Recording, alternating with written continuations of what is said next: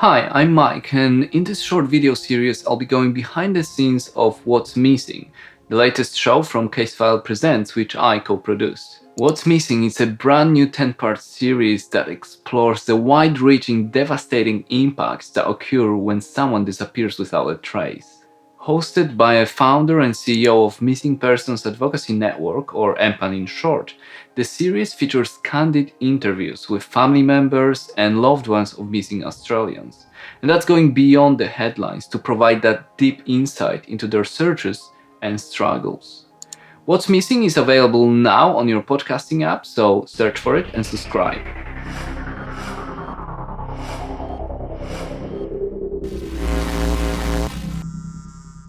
Hi, I'm Mike, producer of Casefile True Crime and Casefile Presents shows. On this channel, I'm releasing videos on audio production, podcasting, and what's like to be a podcast producer. So if you enjoy the content, hit the notification and subscribe buttons.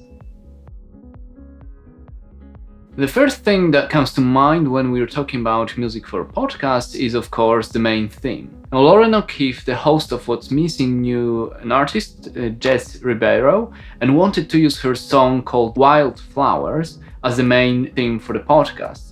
She thought it fitted perfectly, both the music and the lyric. We've contacted Jess and she agreed to license her song for the podcast. Besides the final master of the song, I've also requested the instrumental version, which we then used for various trailers, promos, and credits.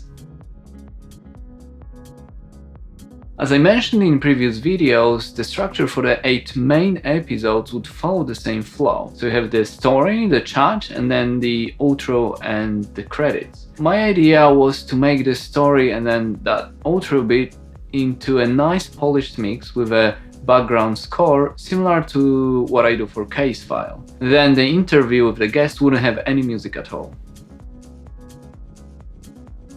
My initial plan was to write a cue for each of the 8 episodes and then do what I do for Casefile, that is play and mix with the textures of each cue during scoring process. When writing the music, I used my M-Audio hammer, which is 88 keys keyboard, weighted keys, that feels like a real piano, even though it's still a MIDI controller. I used my virtual instrument software from Spectrasonic and Spitfire to create the sounds that I liked. However, at this stage, I didn't commit the MIDI tracks into audio clips yet.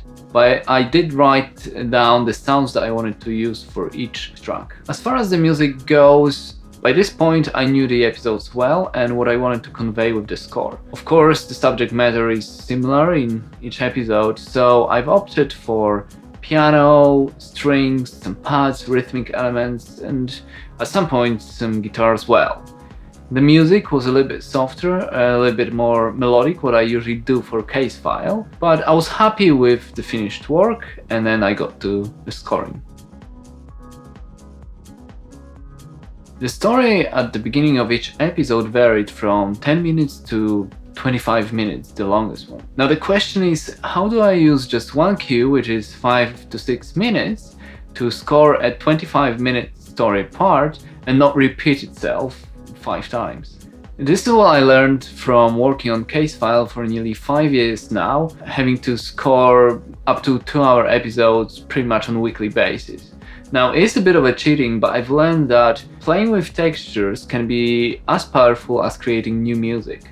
For each cue, I had 4 or 5 MIDI clips, each on their own tracks, and each being a different musical part. So I had a melody, mid notes, bass notes, longer notes for textures, and rhythm. Each MIDI track is routed to a single instrument, so I can play it live with all instruments playing at the same time without committing it to audio clips yet. What I then did was I duplicated the cue several times to fit the story, and then I went through the MIDI, muting various beats here and there, making it sound varied and also fit the story. Now, at some point, for example, only bass would play, or maybe bass and melody, or just textures and so on. So I've ended up with a really long MIDI with muted parts on pretty much every track. After that initial scoring process, I then committed each MIDI track to audio with respective instruments, placed it on instrument audio tracks and then run through Isotope Neutron Mix Assistant to get that quick premix of each instrument. Once I had all the instruments on audio tracks, I then mixed them to the narration. For the mixes, I use my Icon platform M+, which is not an Avid native hardware, but it works well with Pro Tools, at least for my work, which is not that complicated. Each instrument track corresponds to a single fader, and then I simply write volume automation to mix the instruments together. Remember when I said I've muted bits of MIDI during the scoring process? When now during the mixing, I still make some parts silent or maybe lower, some more prominent, so it's mixing and scoring at the same time. And I do that process a couple times to get it sound the best as I can. After that, I then bounce all instrument tracks onto single stereo track. Once I have all the instruments bounced onto that single stereo track, I then mix it again, but this time I operate on just a single fader and simply write the automation. Now I do it a few times to get it right, and it's more about fitting the music to the narration, to the story, making the score loud enough to convey the emotion, but also, quiet enough not to be a distraction. Later on throughout mixing and then mastering processes, I then of course continue to tweak the automation on the score. After the first mix with the score, I then export the episodes as draft 2 and send them to our Casefile host and Loren O'Keeffe for further notes. Now, at this stage, I would say the episodes are about 90% completed. The editing, the scoring, and the premixes are done.